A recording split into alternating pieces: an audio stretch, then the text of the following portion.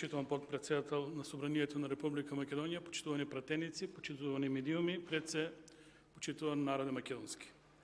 Пред нас е договор за соработка во рамки на Отворен Западен Балкан. Идејата е помеѓу подписниците на овој договор да нема бариери во однос на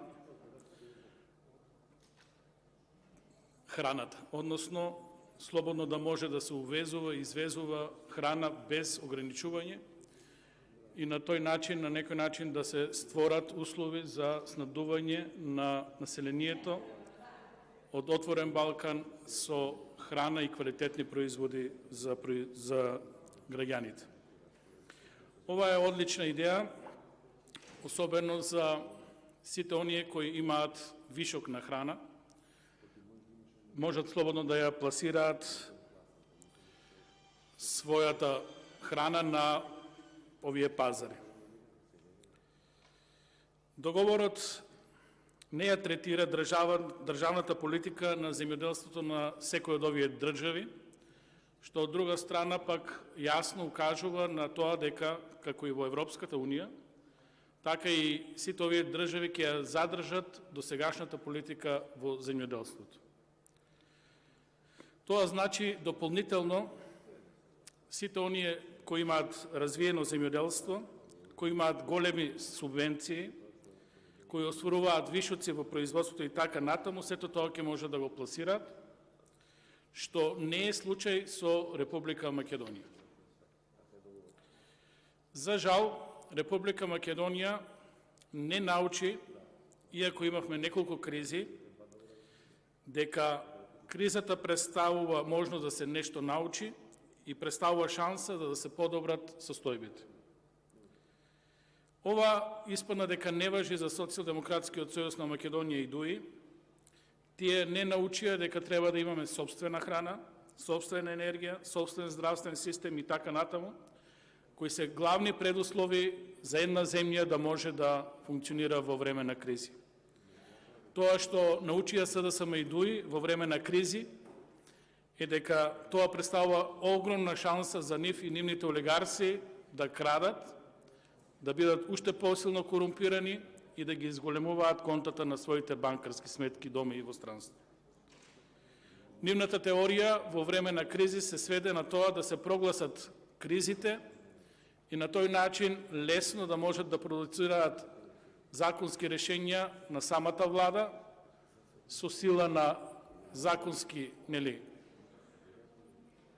акти кои стапуваат во правниот поредок и на тој начин да си обезбедат можност да си ги остварат сите своји замислени матни изделки.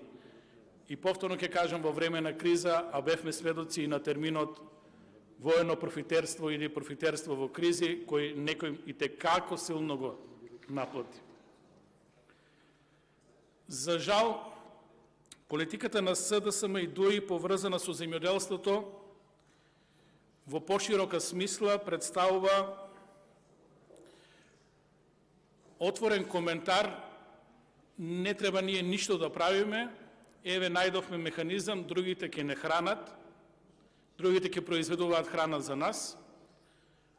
На прашањето од каде пари за тоа, како и до сега, ќе земаме кредити и ќе го зголемуваме јавниот долг на сметка на тоа што можеме самите да го произведеме.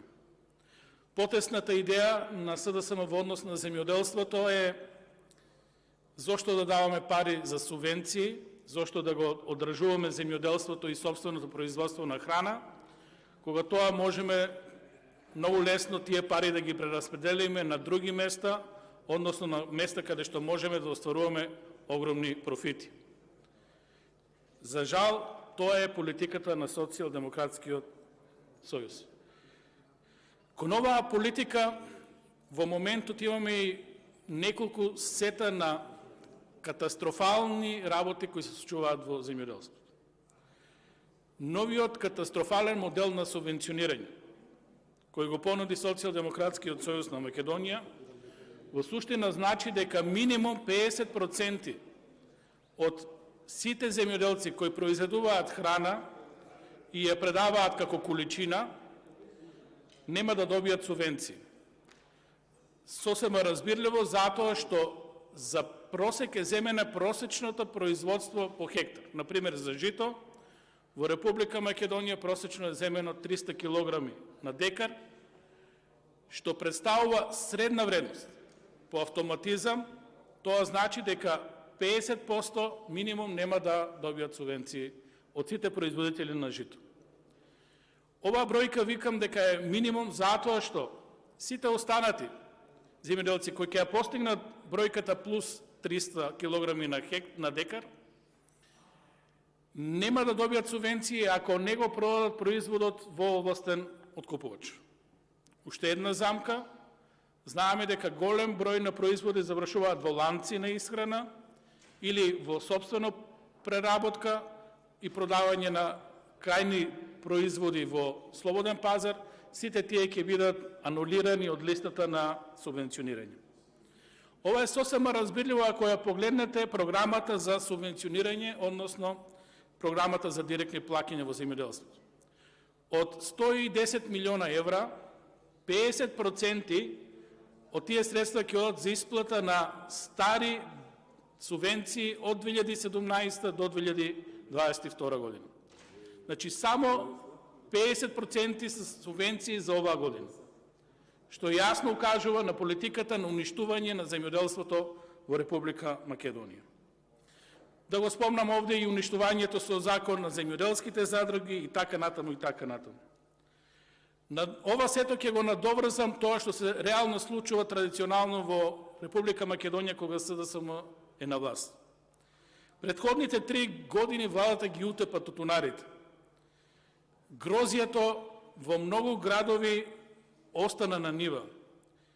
Готово да се бројат на 2 прсти големите вински визби кои останаа. Вински визби веќе нема ни во Радович, ни во Штип, ни во Неготино. Сериозни винарски краеви, сето тоа е сведено на мини винарии. Понатаму, сливата остана на нива, остана на самите дрва. Никој не можеше ниту да ги обере. 5 денари е смешна цена која имаше лани постигнато пазарот, не можеше да се покријат нити берачите, камоли пак тоа да се продава. Остана на нива и зелката, останаа и многу други производи и сето тоа јасно укажува на политиката на уништување на земјоделството. Дополнително, тоа што ќе се откупи, прашање на време е кој ќе се исплати. Сето ова укажува на тоа дека Македонија го уништува своето земјоделие, укажува на тоа дека се барат алтернативни начини на снабдување на пазарот со земјоделски производи. За жал, не научивме од кризите.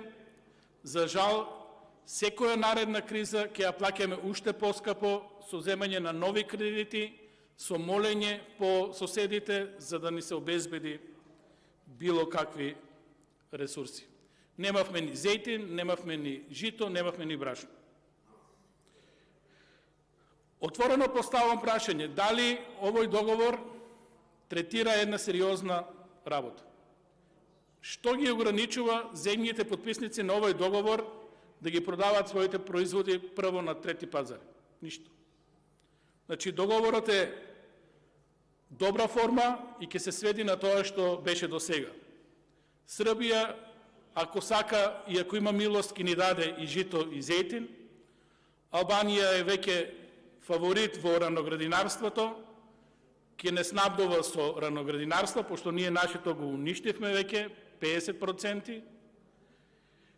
Тука нормално политиката на заштита на населението мора да соодветно действува. Тоа е наш проблем, што ќе увезуваме и со каков квалитет.